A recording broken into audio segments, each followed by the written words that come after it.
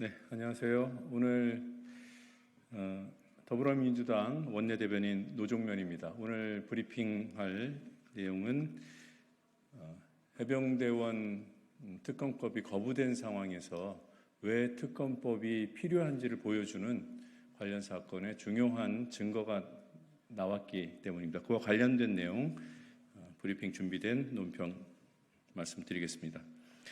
VIP 경로 입증할 녹취까지 나왔습니다. 국민의힘은 기어이 공범이 되려 합니까? 윤석열 대통령의 경로가 사실로 드러나고 있습니다. 공수처가 해병대 고위 간부의 진술과 함께 육성 통화 녹취까지 확보했다고 합니다.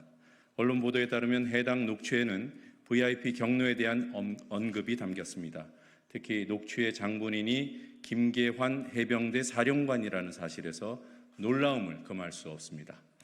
해병대 수사단을 이끌던 박정훈 대령이 VIP 경로서를 김계환 사령관으로부터 들었다고 주장한 이후 무려 9달 동안 김 사령관은 그런 말을 한 적이 없다고 발뺌해 왔습니다. 해병대 최고 지휘관이 국민을 속여오다 들통이 나버렸습니다. 군의 명예와 기강이 통째로 뒤흔들리고 있습니다. 이뿐이 아닙니다. 경로 현장에 있던 인사의 목격담이 여권 인사를 통해 언론에 보도되기도 했습니다. 대통령이 역정을 냈다. 여권 인사가 대통령 주재 회의 참석자에게 직접 들었다는 말입니다. 경로의 현장으로 지목된 이 회의는 지난해 7월 31일에 열린 국가안보실 회의입니다. 경로와 역정, 표현만 다를 뿐 같은 상황이 여러 채널로 여권과 해병대 수사단에 전해졌던 것으로 보입니다. 이로써 윤석열 대통령이 왜 해병대원 특검법을 거부했는지 명확해졌습니다. 특검을 통해 감당하기 어려운 결과가 드러날까 두려운 것이 아니겠습니까? 그래서 최근 친윤 중에 친윤으로 조직을 물갈이한 검찰로 사건을 넘기려는 것이 아닙니까? 수사를 진행하고 있는 공수처에는 대통령과 군 인사 등에 대한 기소권이 없습니다. 검찰이 사건을 넘겨받을 수밖에 없고, 그럼 검찰이 이 사건을 왜곡하고 공수처의 수사 결과를 부인할지 모른다는 우려가 나오고 있습니다. 그래서 특검법은 반드시 관철돼야 합니다.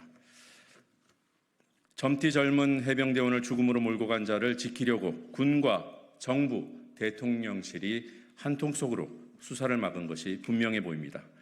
국민은 이미 윤석열 대통령을 이 사건의 몸통, 수사 외압의 최정점으로 지목하고 있습니다. 5월 28일 국회가 특검법 재의결 과정에서 어떤 선택을 하는지 지켜보고 있습니다. 윤석열 대통령은 특검법을 거부함으로써 돌이킬 기회를 스스로 저버렸습니다. 더 이상 설득 대상이 아닙니다. 이미 민정수석 부활과 검찰 고위 간부 인사로 자신이 숨을 요새를 구축하고 있습니다.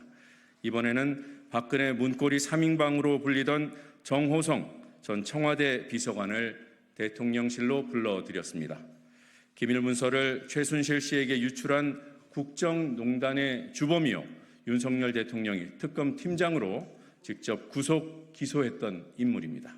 지독한 자기 부정이 아닐 수 없습니다. 국정농단 시즌2가 진행되고 있음을 스스로 인정한 꼴입니다. 이제 국민의힘이 선택할 순간입니다. 대통령처럼 특검법을 거부한다면 공범으로 규정될 수밖에 없습니다. 그럴 경우 당의 존립까지 어려워진다는 우려에 귀를 기울여야 합니다. 특검법 재의결만이 윤석열 대통령의 퇴행, 국정농단을 멈춰 세울 수 있습니다. 특검법 재의결에 동참해서 정부를 견인하고 야당과 경쟁하는 여당으로 남아주길 진심으로 바랍니다. 시간이 얼마 남지 않았습니다. 2024년 5월 24일 더불어민주당 공보국. 네, 감사합니다. 고맙습니다.